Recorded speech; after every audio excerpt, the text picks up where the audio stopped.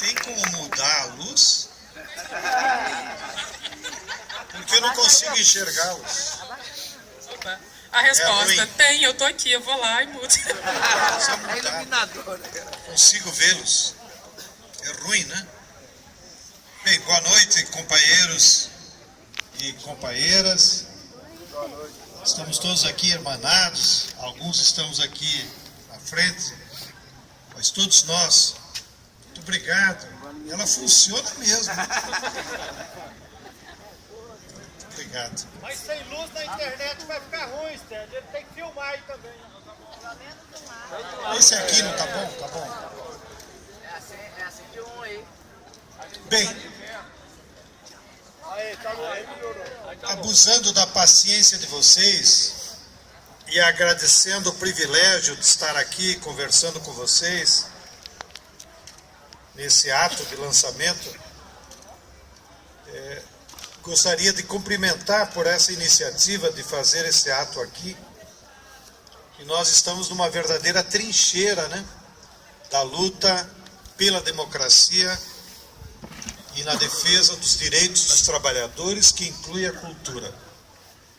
E com isso quero cumprimentar todos os companheiros que estiveram na ocupação aqui na Funarte, não só aqui como em todo o país, que nesses 30 dias sem nenhuma puxação de saco, se transformaram na vanguarda do debate contra o golpe e pelo Fora Temer.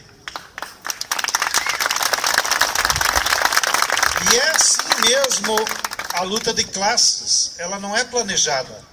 Nós podíamos imaginar que os movimentos, os mais organizados, que iríamos liderar então a resistência.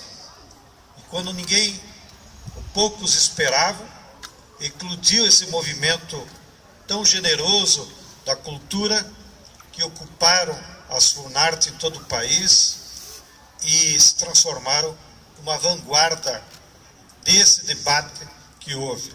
Assim como outros setores passaram a imitar com a proliferação das escolas secundárias ocupadas. Ontem mesmo eu tive num ato parecido com esse, na Faculdade de Saúde Pública, lá em São Paulo, onde centenas de estudantes e médicos ocupam o prédio da faculdade, que é histórica, é praticamente o berço do nosso SUS, é lá naquela faculdade que produziu tantos pensadores na área de saúde pública a favor do povo. Em segundo lugar, que é o motivo de nós nos encontrarmos, para explicar aos que não estavam ainda acompanhando o significado desse nosso Festival Nacional da Cultura e da Reforma Agrária aqui em Belo Horizonte, que só se realizou porque é uma parceria entre os companheiros e companheiras que atuam nas várias trincheiras da nossa sociedade em prol da democracia. Há alguns de nós que estão nos governos, outros estão no legislativo, outros estão até no judiciário, muitos estão nas escolas, nas ruas, nos campos em construção, como dizia o nosso poeta. E é esse o sentido mesmo da luta social. Aqui ninguém é mais valoroso que o outro. Não importa o espaço onde a gente esteja dando a luta. O principal é de que lado nós estamos. Do povo, da classe trabalhadora. E somente assim nós vamos conseguindo construir uma unidade que permita nós avançar por uma sociedade mais democrática, mais igualitária e justa. De maneiras que isso não é uma iniciativa do MST. O MST não teria capacidade de fazê-lo sozinho. Isso só é possível justamente porque centenas, milhares de companheiros e companheiras de luta, militantes, que atuam em vários espaços, se congregaram para somar esforços e viabilizar essa ideia. E qual é a ideia? Se nós não tivéssemos planejado, que já vem de alguns meses, nós teríamos que fazê-lo agora. Veja, o Brasil vive um período da sua história muito grave. Segundo os nossos mais estudiosos, nós só vivemos crises parecidas na década de 30, depois na década de 60, que resultou no golpe de 64, e mais recentemente, que a maioria de nós já vivenciamos, a crise da década de 80, em que os economistas chamaram a década perdida, e que nós perdemos aí o nosso projeto pelo voto nas eleições de 89. Essa crise de agora é muito semelhante com aqueles outros períodos históricos. E ela é uma crise grave, porque ela tem várias dimensões ao mesmo tempo. É uma crise econômica, a economia está pedalando há 3 anos. Ela é uma crise política, que não está relacionada apenas com o desempenho dos governos, nem com a corrupção. O que se trata agora é que o Estado burguês faliu. A democracia representativa engendrada pela Revolução Francesa, que criou essa forma de Estado, faliu. E a população, como eles mesmos dizem, estou cansado de ler artigos dos intelectuais deles no jornal Valor Econômico, que é o único que eu leio deles, eles estão cansados de dizer: a população brasileira não cabe no orçamento da União, e por isso é preciso fazer ajustes. O que eles dizem com isso? Que o povo não faz parte desse Estado, e é verdade, porque é um Estado burguês, podre e falido, e o povo está de fora, não consegue mais se representar nele. Então a crise política é paradigmática, não é apenas de governo, não é apenas de um processo de outro. Nós temos uma crise social, que os problemas da nossa sociedade, denunciados pela juventude nas mobilizações de 13, não só não se resolveram, como queria Dilma, mas se agravaram. Nós somos uma sociedade que a cada ano mata 50 mil jovens negros e mulatos por ano, nas periferias, e ninguém diz nada. Não é pauta para a Globo, essa famigerada monopólio da verdade no Brasil. Esses dias nós estávamos refletindo aí no ambiente da juventude, se aquela menina que foi estuprada no Rio, e que felizmente teve tanta reação, sobretudo dos movimentos feministas das mulheres, se ela tivesse sido assassinada, não teria sido notícia. Porque a burguesia já banalizou a violência contra pobre e negro. E a gente não discute.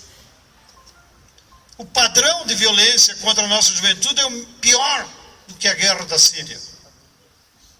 E isso é grave, que nós temos que refletir. E nós temos um problema ambiental, e vocês de Minas são os testemunhos do crime que a ganância do capital internacional e da Vale, que a metade dos seus acionistas moram nos Estados Unidos, cometeu em Mariana. E não só matou 20 companheiros e companheiras, como matou um rio de 770 quilômetros. E fica por isso mesmo, até agora não pagaram nada. Se nós estivéssemos de fato numa outra conjuntura de um governo popular, era o momento de nós reestatizar a Vale, para que o patrimônio que ela roubou do povo voltasse em benefício do povo de Deus.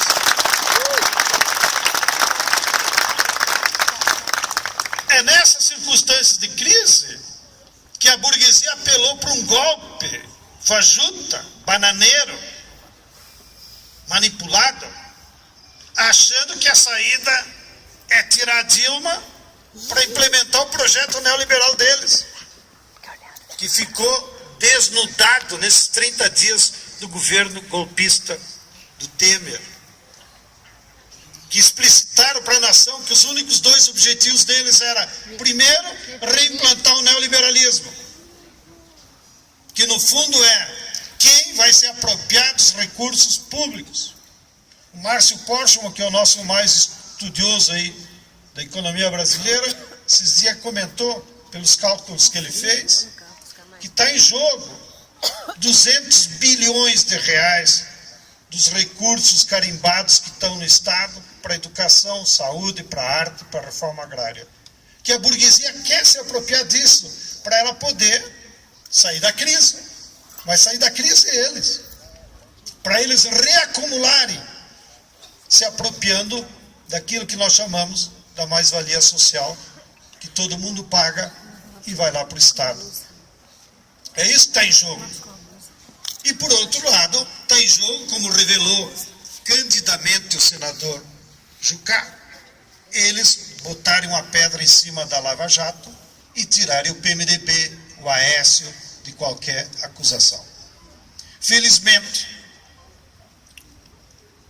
para tudo que se faz nesse mundo da política, há contradições, como nos explica a dialética. E o povo está começando a entender a natureza dos golpistas. Bem, sigo nas reflexões ainda para dizer, lá no campo, na agricultura, nós temos ainda um agravamento dessa crise, que é o domínio do agronegócio. Porém, a contradição principal do agronegócio do Brasil, além dele se apoderar das terras, da água, da biodiversidade, é que eles estão envenenando a população brasileira. Porque o agronegócio, com o seu monocultivo e os seus agrotóxicos, eles não conseguem produzir alimentos saudáveis. E como tem denunciado reiteradamente os cientistas, nossos amigos do Instituto Nacional do Câncer, hoje a causa principal da multiplicação do câncer na sociedade brasileira é os alimentos contaminados pelo agrotóxico, que em muitas regiões do Brasil vem até pelo leite materno, que as mães vão acumulando. Bem, então, a nossa luta lá no campo, além desse contexto de crise, é enfrentar o agronegócio. E para isso não basta mais apenas nós sair por aí ocupando latifúndio. Nós precisamos denunciar para a sociedade e mostrar que há uma tragédia em curso que está contaminando a nossa população. E que a saída é a necessidade que nós temos de produzir alimentos sadios. E a única forma de você produzir alimentos sadios é através das técnicas da agroecologia que são utilizadas pelos agricultores familiares, assentados ou não. Então a nossa missão agora de lutadores da reforma agrária extrapola a disputa da propriedade da terra. Agora nós temos que pensar uma reforma agrária que beneficia todo o povo, cujo objetivo principal não pode ser apenas terra para quem nela trabalha, como é o sonho de todo camponês, mas sim usar os bens da natureza para produzir alimentos saudáveis para todo o povo. Por isso a reforma agrária não é mais camponesa, é uma reforma agrária popular, que interessa a todo o povo, através da produção de alimentos sadios. Bem, esses são os dilemas. Nós da esquerda temos que fazer uma autocrítica profunda, que eu já estou repetindo aqui. Nós estamos acostumados a fazer a disputa política apenas pela forma discursiva. Saímos pelas ruas aí, botamos um carro de som e dele discurso. Discurso não serve para nada. Pelo menos vocês aqui estão me prestando atenção, agradeço. Mas na rua não se presta atenção. Faz aquelas termináveis discursos que ninguém dá bola. É domingana, eu gosto. Intermináveis. Até João 23, eu que sou um marxista cristão, de vez em quando tenho que apelar para a doutrina. Até o João 23 dizia, na sua época, lá na década de 60, Um discurso com mais de 15 minutos, nem o diabo escuta. Parem de pregar bobagem, ele dizia para os padres naqueles tempos bons do Vaticano II. Sejam sucintos e preguem o evangelho com o exemplo, que as palavras têm pouco valor. Então, estou dizendo isso como autocrítica, porque já estou aplicando aqui, né? O que nós temos que mudar? E os companheiros da Funarte nos ensinaram na luta contra o golpe. A forma mais prazerosa, pedagógica, didática de você defender ideias é a cultura. Foi isso que a humanidade fez ao longo dos séculos. Nas suas várias formas de manifestação, como disse o Enio, pela música, pela poesia, pelo teatro, pela pintura, pelas artes circenses, do jeito que nós estamos acostumados, pela culinária, que hoje se transformou uma trincheira também dos nossos valores, porque eles querem padronizar tudo, à la McDonald's, nesses alimentos industrializados, padronizados, que são pura merda enlatada, e a população come porque está cheio de conservante, e até o gosto eles botam do que eles querem. Então, a melhor forma de nós defender as nossas ideias nesses tempos é pela cultura. Por isso que nós estamos engajados em todo o país, e me alegro que aqui em Minas se viabilizou, de produzir esses festivais de culturas, onde os nossos artistas sejam os discursadores das ideias, onde os nossos artistas sejam os mensageiros, porque através deles, além deles alimentar nossa alma, que político nenhum consegue, nem dirigente de movimento popular, eles conseguem que as ideias fiquem na nossa memória histórica. Então, o festival aqui de Belo Horizonte, que será um festival nacional pela sua participação, mas será um grande teatro da luta política, da luta das ideias, de como nós enfrentar a crise, de como nós derrotar o golpe, e de como nós discutir um projeto de país, que também, me desculpem, não se trata apenas de voto a Dilma. Nós da Frente Brasil Popular estamos em diálogo permanente com ela. Só, tia, o mandato passado terminou, aquele que você fez aliança com o Temer, com o PMDB. Agora você vai voltar dia 17 de agosto, mas tem que ser com outro programa. Um programa discutido com a população, com os movimentos organizados. E você precisa dizer isso logo, antes que apareçam por aí fórmulas mágicas de eleições antecipadas, de eleição geral, de não sei o quê. Todo mundo agora tem uma ideia maravilhosa. A ideia maravilhosa é que nós elegemos a presidenta Dilma Rousseff por 4 anos, 54 milhões. Agora, ela precisa mudar. E nós temos dito para ela, você tem que ir o quanto antes para a televisão, e se não tiver televisão, vamos botar no Fora do Eixo aí, na mídia ninja, nos jornalistas livres, no que for, na Rede Minas,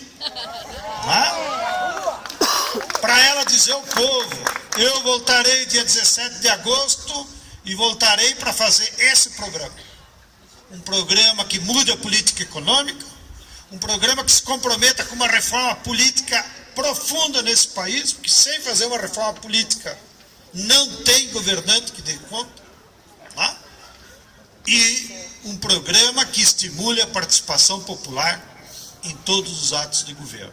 Espero, ela está sensibilizada para isso, espero que ela venha a público o mais breve possível, lançar esse manifesto do seu compromisso com o novo governo, que é no fundo, será no fundo um governo de transição, sim, para um debate mais profundo de um projeto novo para esse país, já que nem o neoliberalismo deu certo, nem o neodesenvolvimentismo se esgotou. Então, companheiros e companheiras, eu tenho certeza que o nosso festival será um grande espaço de debate de ideias, de discutir um novo projeto para o país, mesclando cultura com ideias e com luta na rua. Bem-vindos ao nosso festival. Muito obrigado.